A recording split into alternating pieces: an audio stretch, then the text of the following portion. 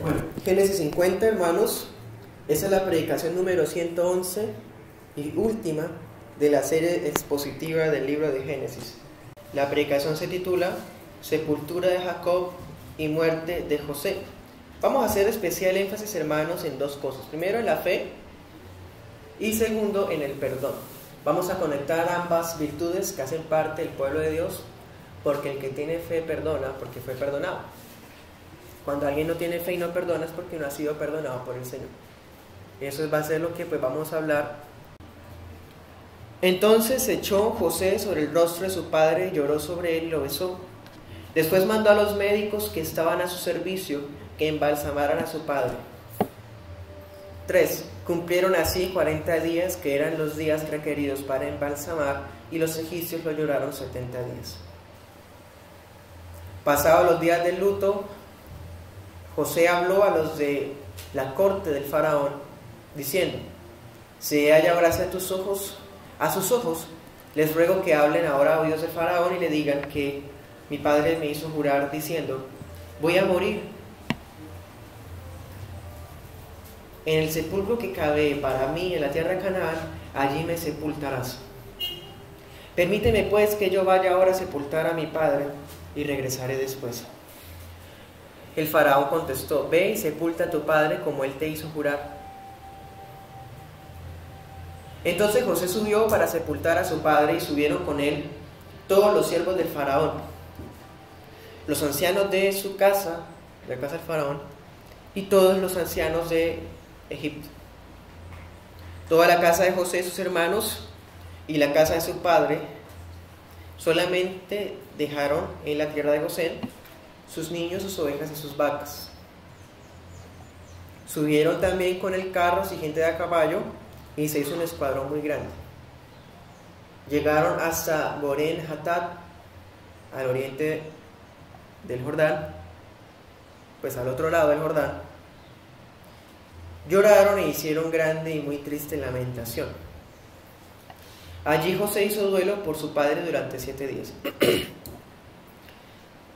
Al ver los habitantes de la tierra, los cananeos, el llanto en Goren Hatat, dijeron: gran llanto es este el de los egipcios.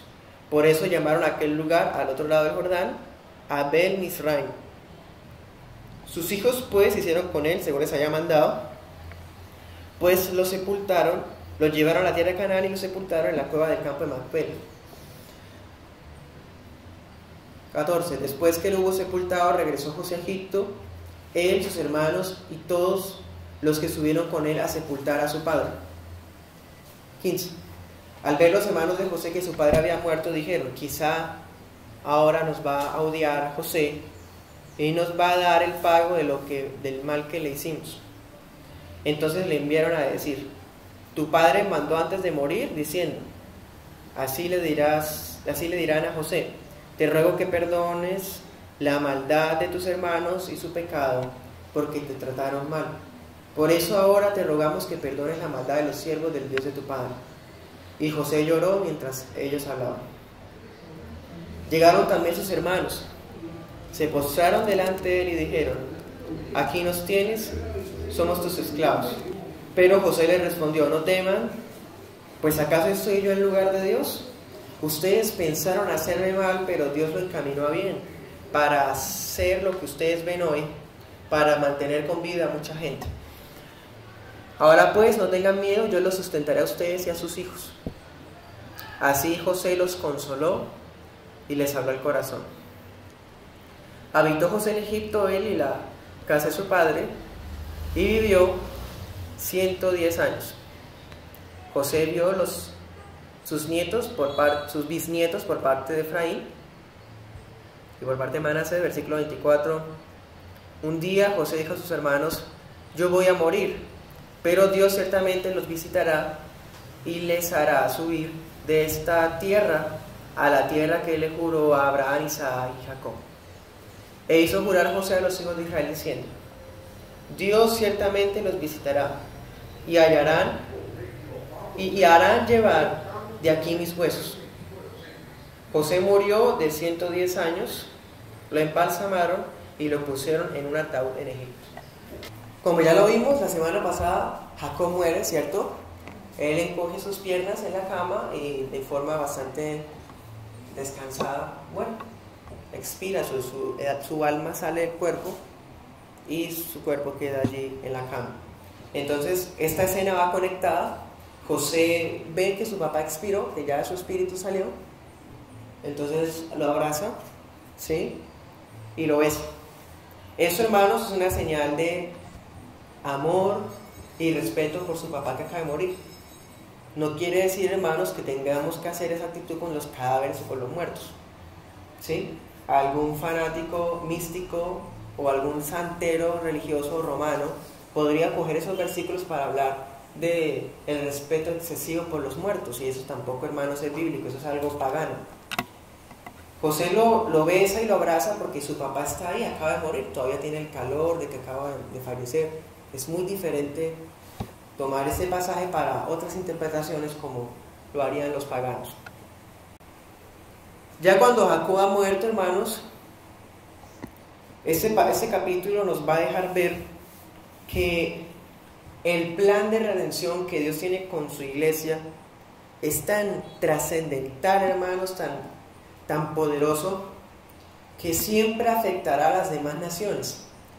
Por ejemplo, ustedes se acuerdan cuando en el hambre Dios estaba pensando en los suyos, pero sosteniendo a los suyos, alimentó a los otros. ¿Sí? Esa es la gracia de Dios, que es tan grande, hermanos, que aunque tienen una gracia especial con nosotros, su misericordia y su gracia común abarcan a los demás. En el 50 nos muestra eso otra vez, porque aquí la iglesia son 12 personas más sus hijos. Ya la iglesia aquí ya está creciendo, ¿cierto? Recordemos que habían entrado ¿cuántas personas? 70, o sea, la iglesia tenía 70 miembros. Ya en ese punto, 17 años después, seguro, hermanos, que habrían más miembros, ¿cierto que sí? El caso es que Jacob es el patriarca, el pastor, el profeta de ellos, y este hombre, cuando muere, su muerte es tan impactante, tan importante era él, que no solamente sus hijos hacen luto por él, sino todos los egipcios. Y eso es muy llamativo, porque recuerden que los egipcios odiaban a los hebreos, les tenían como asco, ¿cierto? Hermanos, y los egipcios están llorando a un hebreo. De la misma manera, la iglesia impacta de tal forma incluso a los réprobos, al mundo, que aun cuando un justo muere, hermanos, hasta los impíos se lamentan, ¿cierto? Entonces José, al ver que su padre muere, él hace algo muy importante que no podemos pasar por alto. ¿Quién era José? El primer ministro. O sea, tenía suficiente poder, hermanos, para dos cosas. Por ahora voy a hablarles de la primera.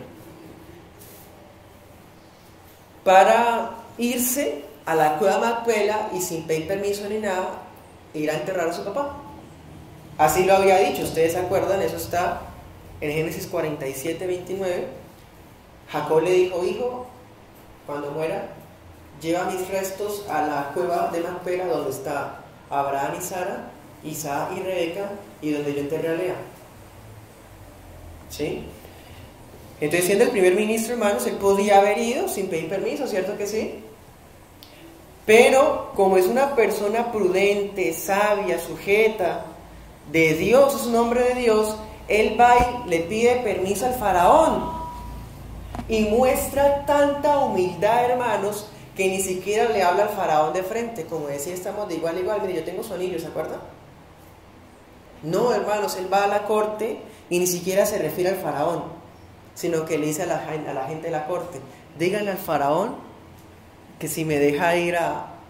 Hermanos, es una sencillez, una humildad tan marcada que eso impacta a todos. El faraón, hermanos, le contesta. La gente de la corte escucha, el faraón está ahí, pero José presenta tanta humildad, tanta mansedumbre, hermanos, que ni siquiera le habla al faraón directamente. Y Faraón, pues como lo aprecia tanto, hermanos, porque pues hallamos gracia a los ojos de los impíos, él le dice, sí, ve, cumple la promesa que le hiciste a tu papá.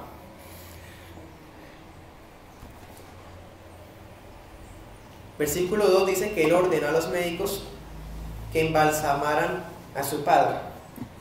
Aquí, hermanos, vemos que José toma la autoridad que tiene como político, primer ministro importantísimo aquí en Egipto, y ordena que sea embalsamado. Eso también es importante aclararlo. Primero, dice que el embalsamiento duró 40 días. O sea, extraer los órganos, lavarlo con especias aromáticas, purificarlo. Bueno, hermanos, cuestiones de medicina. Porque es que ustedes saben que los egipcios eran bastante idólatras y tenían muchas costumbres raras con la muerte, ¿cierto? Ellos usaban brujería, hechicería, ellos creían que la gente iba a tener una reencarnación. Entonces por eso metían oro en las tumbas de los faraones. Entonces José no llama a los embalsamadores brujos, él llama a los embalsamadores médicos. Porque es su papá, hermanos, él es del pacto. No va a dejar que un brujo toque al cadáver de su papá. ¿Sí? Entonces él manda a llamar a los médicos. Haga de cuenta hoy día los de medicina legal, por ejemplo. ¿Sí? Que no tuviera nada que ver con el paganismo que se veía en Egipto. Entonces, 40 días de embalsamiento, ¿cierto? O sea, preparaban el cuerpo para volverlo como lo que nosotros conocemos como momia. ¿Sí? Hacerlo una momia, ¿para qué? Para que por otros 30 días hicieran luto por él. Bíblicamente, el periodo de luto es de 30 días. No está mal llorar cuando alguien muere, ya lo hemos hablado muchas veces. Es algo bíblico, algo sano, algo que Dios nos dio, sentir dolor y luto. Y la Biblia nos muestra que generalmente era 30 días. 40 días preparándolo, 30 días cuando ya estaba preparado, la gente toda haciendo luto por él. Hicieron obras fúnebres por Jacob, sin llegar a imitar las costumbres paganas. Cuando esos 70 días pasaron, versículo 4, ahí es cuando José le pide al faraón que lo deje ir a enterrarlo, porque aunque ya le habían hecho ese ritual, esas ceremonias fúnebres, hacía falta lo más importante, el entierro. Porque, hermanos, para la religión cristiana, para nosotros, para las escrituras, el tratamiento bíblico que se le debe dar a una persona cuando fallece es ser sepultado. ¿Sí? No es bíblica la cremación, ¿cierto? Ni tampoco tirar los restos hacia el aire, así como... De pronto suena chistoso, hermanos, pero hay gente que hace eso o piensa así. Tampoco es bíblico, hermanos, conservarlos en un vaso y tenerlos ahí en la repisa, en el escritorio o algo así. O sea, miren que no hay misticismo, no hay superstición, hay respeto, hay solemnidad, pero sin llegar a pasar el límite del misticismo, sin pasar el límite de tener un exceso de importancia al que ya ha muerto, porque eso queda polvo, hermanos, y el alma no está ahí, el alma está en el paraíso. Ya lo vimos la semana pasada, Jacob fue al paraíso. José le dice al faraón que lo deje ir a enterrar a su papá en Canaán, porque allá estaba el sepulcro que había comprado Abraham, ¿se acuerdan? Se lo compró a Abraham para enterrar a Sara, a Efrón y Tita. Y miren lo que le dice: luego regresaré. O sea, él no solamente se acerca con humildad, no solamente le pide permiso, sino que también le dice: yo regresaré. O sea, no me voy a salir ni me voy a sublevar. Sigo siendo el ministro. Sigo siendo una persona bajo tu autoridad. Sí, hermanos, no como los falsos profetas enseñan hoy, que dicen que los hijos de Dios han llamado a reinar. Entonces, hermanos, José hubiera matado al faraón para volverse el faraón José, si eso fuera cierto. Pero esa mentalidad es bastante vana y superflua, porque ellos sabían, y nosotros también sabemos, vamos a una patria mejor que esta. Versículo 6. El faraón le concede a José ir. Hermanos, y no solamente le concede ir, sino que en el versículo 7 dice que los funcionarios, los ancianos y los oficiales de alto rango de su país, Faraón se los da para que lo acompañen. Hermanos, aquí vemos el aprecio que le tenía Faraón a José, el respeto que también Faraón le tenía a José. Porque primero, ¿a quiénes se les embalsamaba? Las únicas personas que podían embalsamarse eran los nobles de Egipto. Hermanos, ¿Jacob era un noble de Egipto? No. Pero como tenía tanto respeto y cariño por José, por ser el papá de José, le dan ese privilegio de ser embalsamado. Eso era, hermanos, como una muestra que era una persona muy importante, ese viejito hebreo. Y segundo, Faraón le concede a José que un cortejo fúnebre lo siga, o sea, una caravana, un montón de gente, hermanos. Tanto gentío había que no solamente iba la nobleza. Contemos, hermanos, la familia de José, todos los hijos de José, los de las 12 tribus. Iba, hermano, mucha gente. Dice que los israelitas dejaron solamente a quienes, a los niños y a los animales en Gosén. Y todos se fueron a enterrar a José. Era un acto muy solemne. Había muerto, hermanos, el patriarca,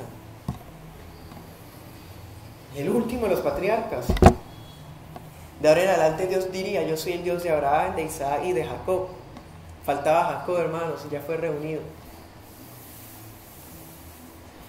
Es tanto el gentío que cuando la gente llega a Canaán, a la cueva donde iba a ser enterrado, los cananeos ven ese gentío, hermanos, y cómo lloraban, cómo se lamentaban. Ellos de pronto dirán: pero, o sea, ¿qué pasó? ¿Quién se murió? ¿Será que se murió el faraón? ¿O el primer ministro que estaba proveyéndonos de pan? Entonces están tan sorprendidos, hermanos, de esa situación, que ese lugar era Gorén Hatá, o sea, era un campo de trillar que le pertenecía a un hombre que se llamaba Hatá. ¿Sí? Y había tanta gente que ese lugar se ocupó. Entonces le cambiaron el nombre a ese lugar y le pusieron Abel Mizraim, que significa campo o llanto de los egipcios. Campo o llanto de los egipcios. Las culturas antiguas cambiaban los nombres de los lugares cuando había un evento muy importante. Y para ellos fue tan impactante ver tanta gente egipcia celebrando unos actos fúnebres allí, que hasta le cambiaron el nombre al lugar. Le pusieron así, Abel Mizraim.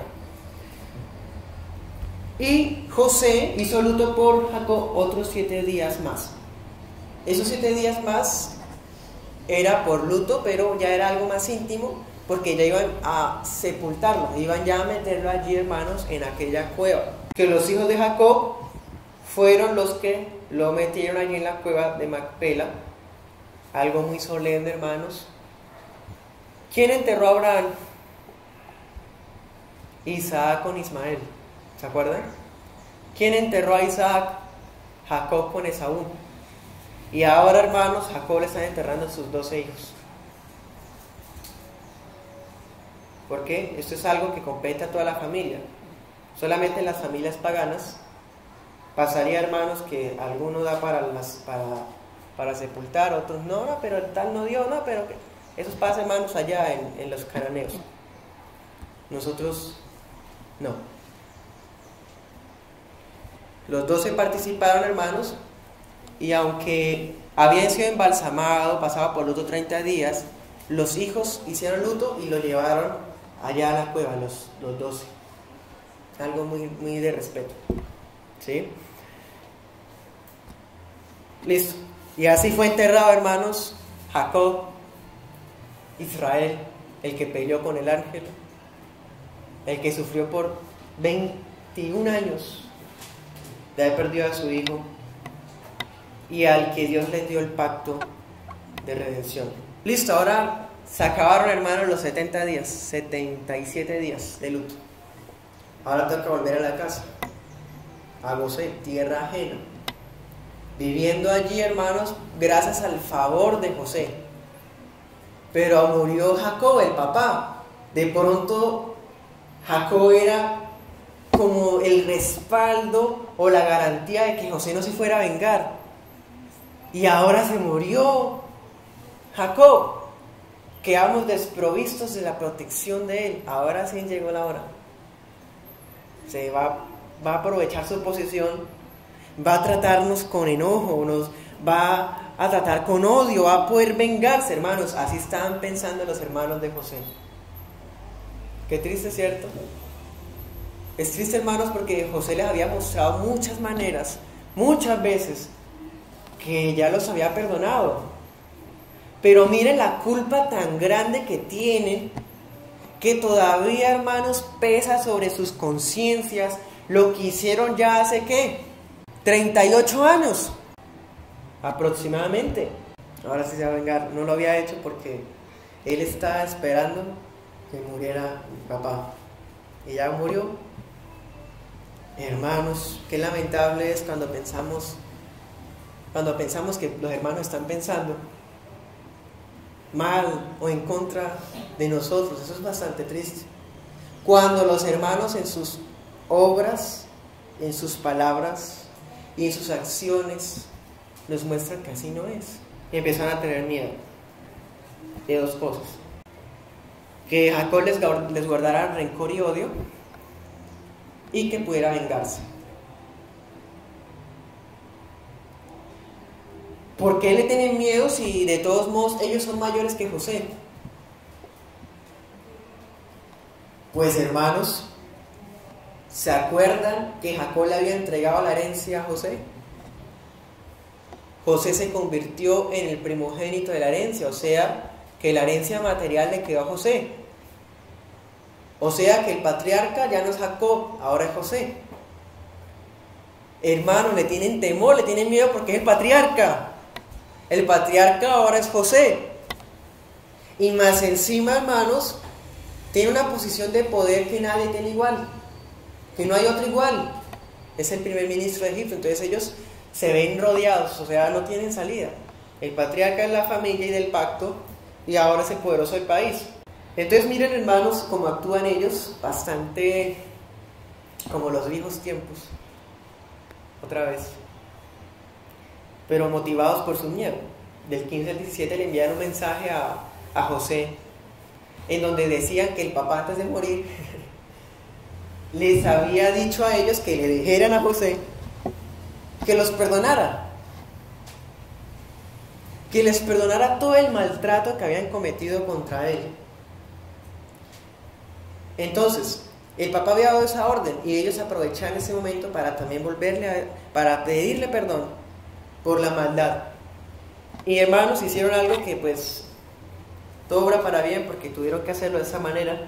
Versículo 17 dice al final: por eso nosotros, los siervos del Dios de tu Padre, te suplicamos que perdones nuestro pecado. Ellos confiesan, hermanos, su maldad, le piden perdón de forma personal a José, y confiesan también que son siervos de Dios. El Dios de tu Padre es una forma reverente de referirse a José, porque ya José no es el hermanito, José es el patriarca y primer ministro, entonces tu padre, ¿sí? O sea, somos siervos del Dios de Jacob, o sea, siervos del Dios del pacto, Yahvé. Versículo 17 dice, hermanos, que cuando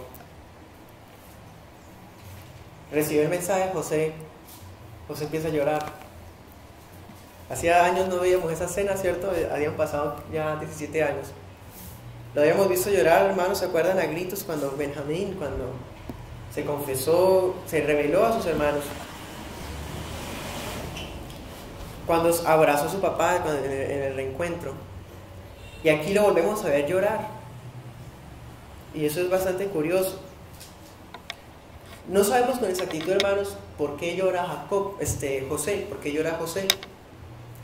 Pero podemos pensar, hermanos, teniendo en cuenta el contexto, que era de pronto por 3 razones. La primera, los sueños que él tuvo cuando era un niño de 17 se siguen cumpliendo. Dice que ellos llegan y se postran ante él. Y se acuerdan que ese día ellos dijeron, ¿acaso usted va a reinar sobre nosotros y nosotros seremos sus esclavos? Pues hermanos, aquí en el versículo 18, ellos se postran ante José y le dicen, somos tus esclavos. Él llora, hermanos, porque ve que Dios fue fiel y sigue siendo fiel 38 años después todavía con lo que le había dicho. Segundo, también llora, hermanos, porque por fin, de una manera clara y de una manera personal, están pidiendo perdón. Ya habían confesado su maldad, ya lo habían buscado, ya lo habían, sí, ¿cierto? Ya habían conversado, habían comido juntos, pero hermanos, no habían dicho perdón. Entonces José llora porque ya recibió esa palabra de perdón. Podemos pensar que pues, se compunge en el corazón, ¿sí? Por eso. Y la tercera razón que podríamos pensar, hermanos, que por qué llora es porque dice, podríamos pensar, ¿no? ¿Por qué me tienen miedo todavía si ya les he mostrado tantas veces mi favor? De que ya eso quedó en el pasado, de que yo ya los he perdonado. Esas serían las 3 razones, hermanos. De pronto las 3 juntas, de pronto una de las 3. Esas son las más posibles. Versículo 18. Cuando mandaron el mensaje, luego detrás del mensaje, así como cuando Esaú, hermanos, ¿se acuerdan? Que Jacob mandó regalos a Esaú primero, antes de ir personalmente. Aquí ellos mandan el mensaje primero y llora. Y luego ellos llegan a pedirle perdón personalmente, postrados, como cuando Jacob le pidió perdón a Esaú. Y se inclinan ante él y le dicen, aquí nos tienes, somos tus esclavos.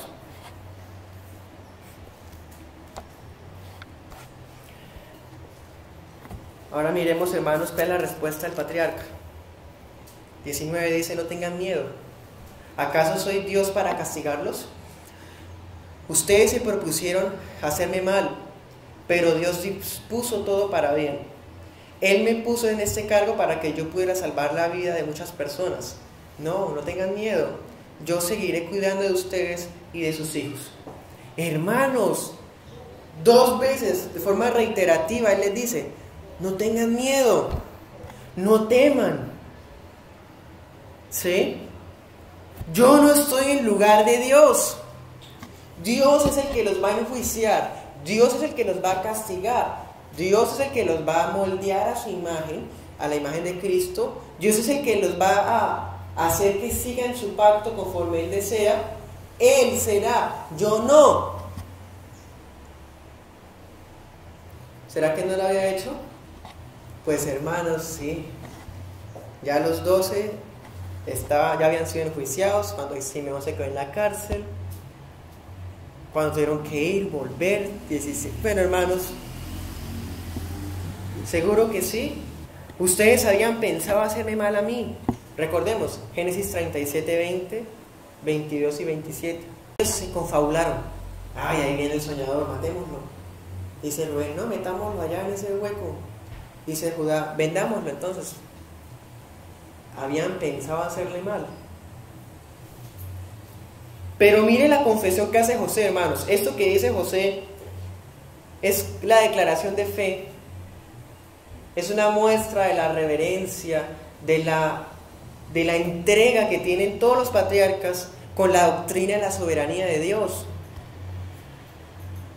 Él dice, Ustedes pensaron a mí hacerme mal, pero Dios, que tiene el control de la historia y quien nos ama con un amor profundo, hizo que todo ese mal que ustedes querían hacerme se volviera para el bien incluso de ustedes mismos.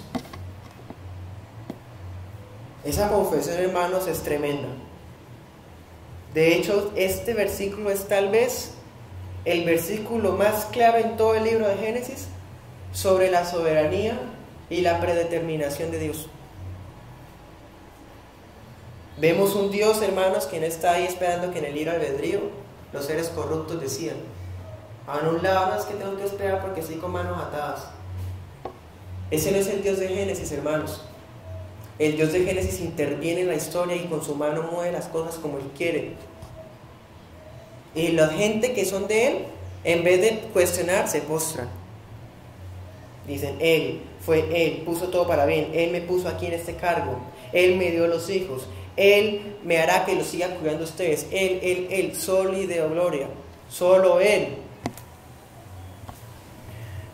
Dios había cambiado los despropósitos de ellos y los volvió para el bien de ellos y de la otra gente.